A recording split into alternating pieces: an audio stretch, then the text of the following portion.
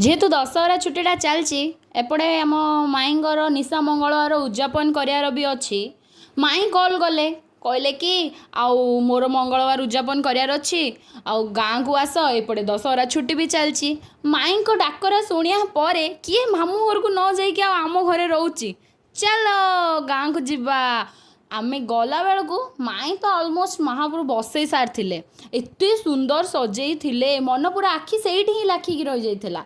एत सुंदर पिठा पणा सबू करी सुंदर भाव में बाढ़ी एत सुंदर सजैकी रखी तापर श्री संध्या बेले कौन कला ना बही पढ़िया स्टार्ट कला। एते बड़ बही श्री रो ही पेसेंस अच्छी बसी पढ़ापी से बसी गोटे गोटे गोटे गोटे बसिकी मंगला माँ को बही पढ़ला।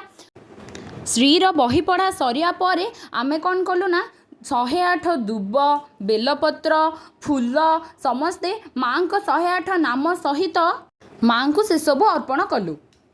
माँ को 108 नाम जप करने समय भितर आत्मा भक्तिपूर्ण अवस्था मग्न हो जाइथिला। एसबु पर माई आम भोग करने आरंभ कले। यही थिला से मंगला स्तुति बही। मो बो आ मो माई मिसिकी एते सबु भोगर आयोजन करथिले। माई को परे समस्ते जणे जणे करिके भोग माँ को पाखरे भोग लगाइले। घर सेते बेला को हुलहुली रे कंपी पड़ू थाए। प्रथमतः सकाळे माँ को सजाइकी सकाळे गोटे थर पूजा हो सारी थाए। राति रे भी यार पूजा थाए और राति रे ही सब प्रकार पिठा पणा खीरी पूरी जहाँ भी एमती घरे आड़िशा काकरा सबु प्रकार पिठापणा पूजा होता है। मनीष मात्रे ही भूल आउ त्रुटि को मार्जना करने माँ को तो क्षमा प्रार्थना करने को पड़ो।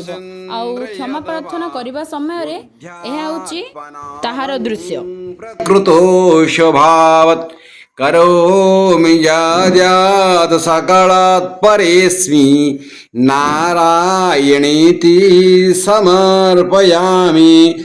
मंत्रहीनं क्रियाहीनं भक्तिहीनं सुरेश्वरी जत्पूज्यायं मया देवी परिपूर्णो तदस्तु मे। त्वमेव माताश्च पिता त्वमेव बन्धु च सखा त्वमेव विद्या द्रविणं त्वमेव